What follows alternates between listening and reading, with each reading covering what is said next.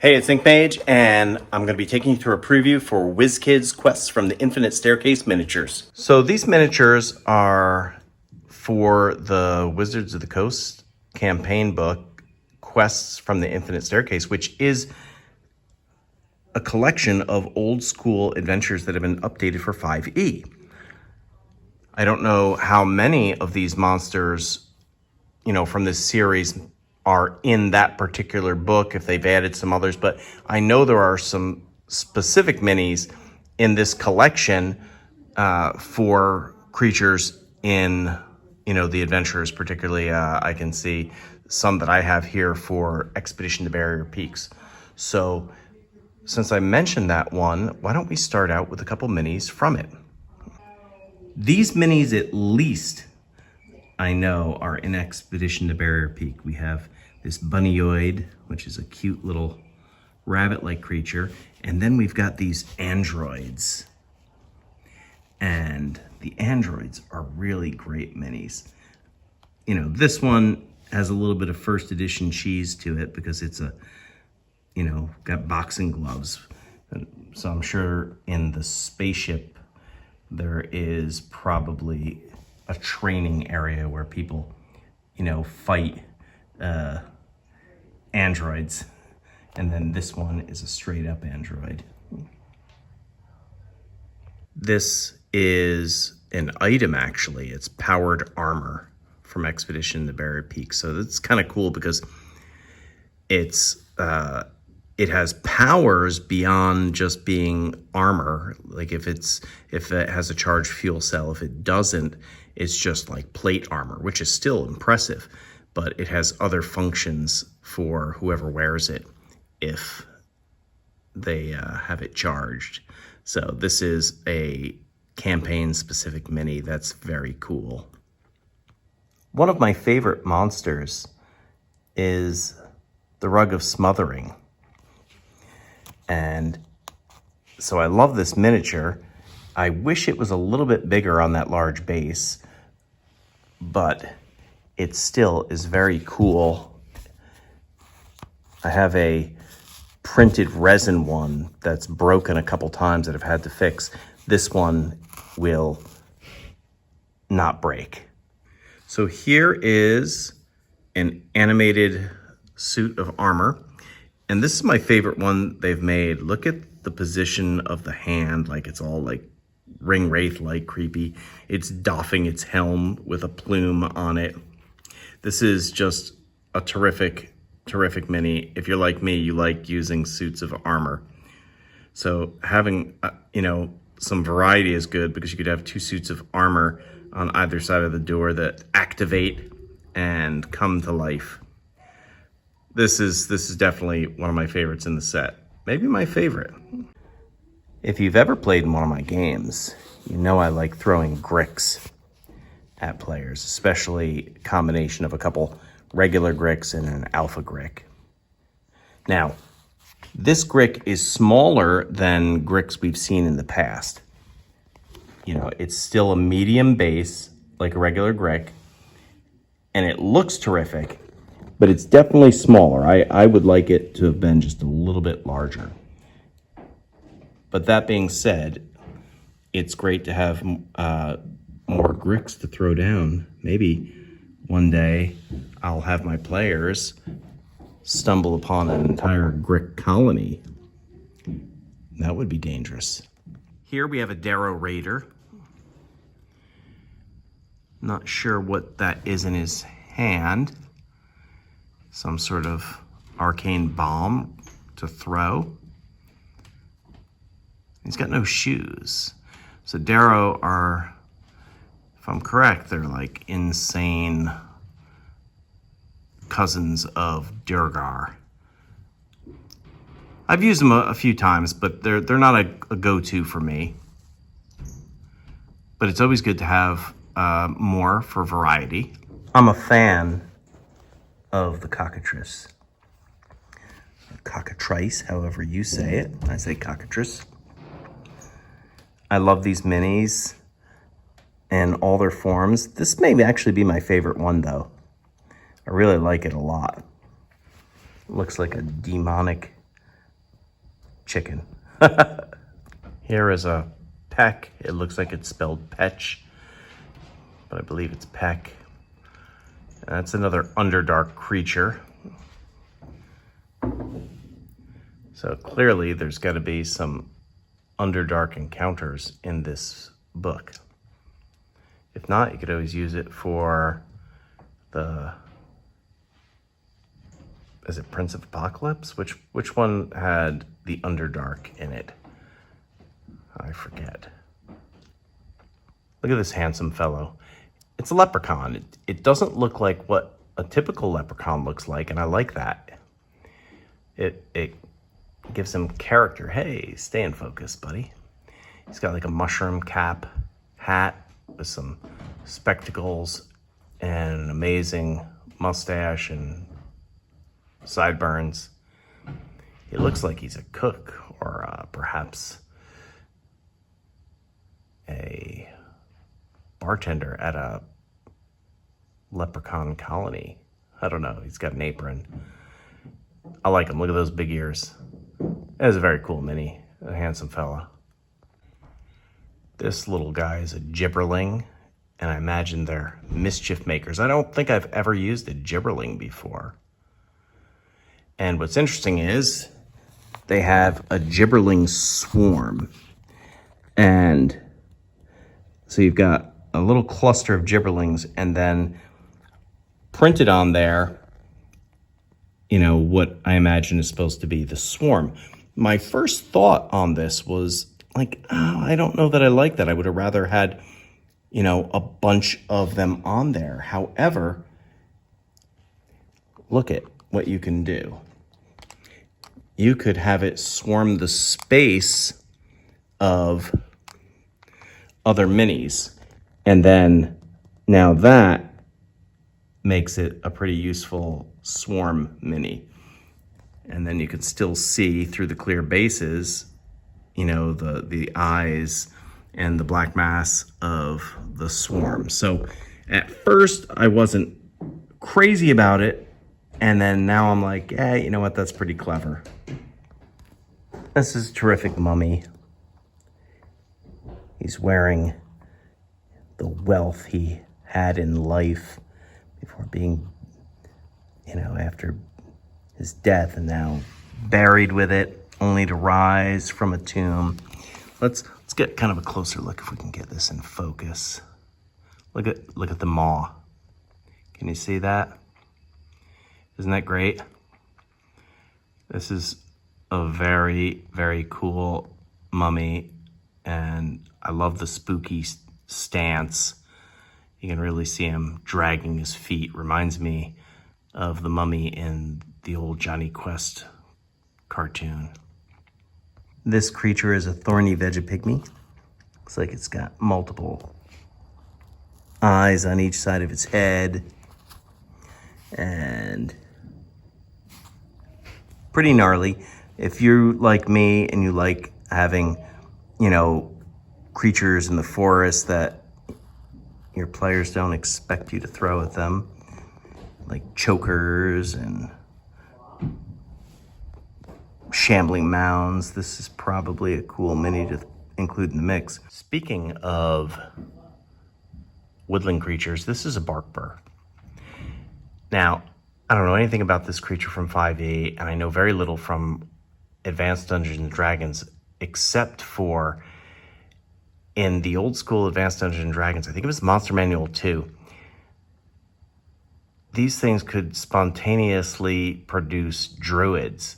And I only knew that. I never paid attention to this creature, but I had a friend who was playing a druid, and he was very dodgy about talking about his background. And my friend and I weaseled it out of him finally. Or he said, you know, about his origin. And his explanation was that he arose spontaneously from vegetable matter. And we were stunned and started laughing because I didn't know what the heck. But it turns out he spawned from a Barkbar. And here's a Barkbar. Now, I'm not a huge fan of Githyanki's and Gieri. This is a Gieri Traveler. It's a really cool mini, though. Look at the dress and the pack. I really like it. I haven't done a lot of planar traveling stuff. I mean, I've done where characters have gone to other planes, you know, portals to the Shadowfell, to the Feywild and such, to the plane of madness. But I didn't have them traveling through the astral sea. So I haven't really used these. But if you do that, then you are probably going to want to have more of these minis. Here we have a Hobgoblin Warlord. Look at the fierce face. The paint job and the faces are getting better and better with each set they put out. And that's saying something because they've been really good lately. So having a Hobgoblin Warlord is always great in fleshing out your Goblinoid army, because when you put down these creatures in large number, it's sometimes hard to keep track of them if you're using the same ones. You know, when you have multiple creatures out there, maybe you have like 10 or 15 hobgoblins, and so if you can have as many that are different as possible, that is a huge boon as a dungeon master. I have to be honest, when I first saw this, I was like, no, not another tiger. Why do we need another tiger? But then, upon closer inspection, I saw the teeth and I said, aha, that is a Sabertooth Tiger. And this is maybe the first WizKids Sabertooth Tiger I have.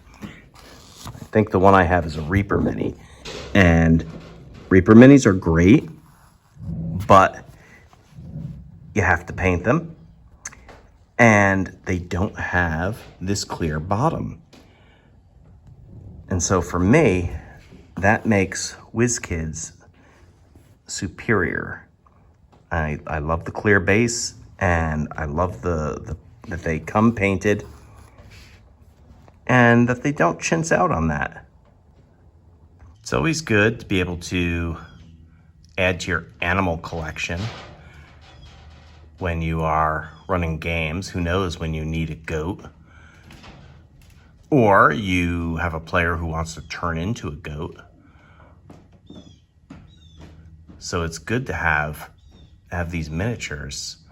You know, you could also pick up the WizKids farm set and then have goats as part of the farm. Maybe there's a gnome that has a goat farm and makes cheese. Why a gnome? I don't know. It just seemed right in the moment. I guess a halfling could make cheese too. They'd probably be pretty good. In fantasy settings, halflings were probably the ones that invented cheddar. What do you think? I like the look of this giant frog. It looks like he'd be out of a storybook, you know, where there's illustrations mingled in with the chapters, maybe a classic story. Looks like he might have something to say, a wise old frog. He could just be used as a giant frog, but you could turn this into an NPC, certainly. Always good to have, like I said, more animals. I love doing swamp encounters, so having this guy would be really good. Look at the detail, all the little warts and bumps and the paint job. Top marks, WizKids. This is a troglodyte. You know, what can you say? It does the job. I'm not a big troglodyte fan, but I do like that like older versions of the troglodyte, maybe even before WizKids were making minis, looked a lot like lizard folk. So on the good side, you could flesh out your lizard folk army by adding them to it, but on the bad side, they didn't look distinct, and this guy looks distinct. And that's a pretty gnarly. It looks like he's covered in a rash. That's kind of gross, right? But well sculpted. I love all the details and the good paint job. So this goes against the classic unicorn grain with a curved horn and some tattoo-like markings, the inked unicorn. But she takes care of her mane and tail, a lovely braid. My niece looked at this and was like, ooh. She loved it. It's even adorned with a collar. Maybe it's a torque, right? But let's see, and some green eyes. Unicorns are always good to have in your game, especially if you're doing a Feywild setting, or, you know, maybe having the character stumble across the Forest Master, like in Dragonlance. My initial thought was, oh great, another large spider. They're always handy. But then on closer inspection, I was like, where are its back legs? Where's its body? And that led me to look at the bottom and actually read it. It's a phase spider. So you can see its legs. It's phasing out of the ground. So, you know, in a pinch, you could use it just as a large spider if you needed one. But it's a, you know, WizKids they've been taking the minis and for a while now and trying to work in their abilities, you know, that they have into the sculpt itself. And I really think that's a smart move. It's cool and adds a little extra flair for your table. I'm not sure what an Eldritch Lich is, and if you've ever been wondering, wonder no more. This is it. Look at float it. Look at the feet. So it's floating up off the ground. This is really an amazing Lich Mini. How terrifying that is. Look at it floating up. And again, the detail, let me zoom in here. Really nice detail on this mini. Whoops. Sorry for the out of focus moment. This would make an awesome big bad at some point in your campaign. Or maybe the servant of the big bad if you're going to really high level. A mini that we've seen before, you know, Minotaurs. But this is a new one to throw down on your table to surprise your players. Maybe they're used to the same minis over and over again. You want to switch things up. Or maybe you want to have a horde of Minotaurs. Love the axe. Love the fierce expression. You know, maybe you're running a Theros campaign. You always have more Minotaurs for that. Look at that face on this troll. Is that tremendous? And the knobby limbs covered in boils or warts. This is terrifying. You know, although I wonder, like, are trolls really so concerned about covering their junk? They could just have like a thick patch of hair, right, growing over it, like on their head. It was like Golem in Lord of the Rings. He should have just had nothing down there. Like it was just all worn away from years of the ring. I mean, I know trolls aren't the same thing, but you could do something.